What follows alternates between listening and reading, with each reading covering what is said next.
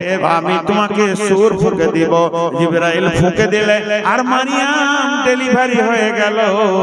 মারিয়াম বলল, আমি লজ্জা রাখবো কোথায়, কাকে মুখ দেখাবো?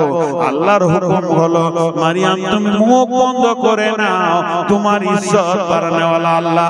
মারিয়াম মুখ বন্ধ করে নিলেন। পৃথিবীতে 3-4টা শিশু বাচ্চা অবস্থায় কথা বলেছেন, একবারে জন্ম নিয়ে কথা বলেছেন। মারিয়াম কোলে ছেলে নিয়ে গায়ে হাঁটছে। লোক বলছে, মারিয়াম ছেলের বাপকে, এটা কেমন করে হলো? তোকে তো জানতাম বড় নেককার। সঙ্গে সঙ্গে মারিয়াম কথা বন্ধ করে দিয়েছে। হযরত ঈসা আলাইহিস সালাম জবান খুলে বলছে, আমার মাকে কেউ দোষ দিবে না, আমি হলাম আল্লাহর নবী ঈসা রূহুল্লাহ। কেউ দোষ দেবে না, আমাকে আল্লাহ পাঠিয়েছেন, আমি ঈসা রূহুল্লাহ। তোমাদের কাছে আমি দাওয়াত নিয়েছি, লা ইলাহা ইল্লাল্লাহ ঈসা রূহুল্লাহ বলো, তবেই তোমরা বাঁচবে। মারিয়ামের দাম বেড়ে গেল। আজও অনেক বোন আমার আছে, বেটি আছে, যুবতী, যারা খারাপ ছেলেদের দিকে চলে যায়। সত্য কথা বলতে, এই যে ভাত খায় কাগজের থালা, দেখেছেন কাগজের থালা? আমাদের বিয়ে শাদীতে ভোজে খায়, তো কাগজের থালায় ভাত খায়।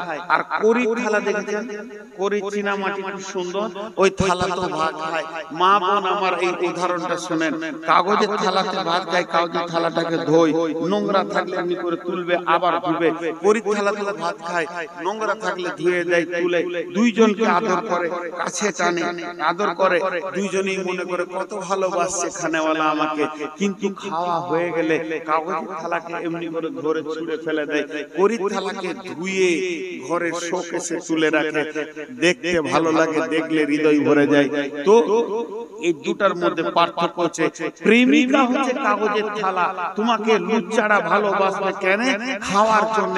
লুটা হয়ে গেলে তোমাকে ছুঁড়ে ফেলে দিবে কাগজের থালার মতো।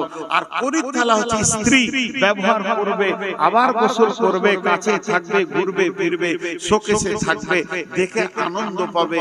ছেলেরা তোমাকে চাইছে কাগজের থালা বানতে, এর জন্য তুমি লুচ্চা হয়ে যাও না। তুমি মারিয়ামের দিকে তাকিয়ে দেখো, নিজের শরম গায়ের হেফাজত করো। তাহলে আজকে আমার টোটাল বক্তব্য ছিল মেয়েদের এবং পুরুষদের উপরে। আমরা শুধু 3টে ক্যাটালগ দেখলাম। নবীর বিবি জাহান্নাম চলে গেল, বাঁচানো গেল না। ফেরাউনের বিবি জান্নাত গেল, তাকে জাহান্নাম আল্লাহ দিলে না। আর এক যুবতীকে চির সুন্দরী করে রেখে আল্লাহ তার কাছ থেকে নবী নিলেন। তাহলে এখান থেকে আমাদেরকে শিক্ষা নিতে হবে, আমাদের দাম্পত্য জীবনের রাস্তাগুলোকে ক্লিয়ার করতে হবে। ভাইয়া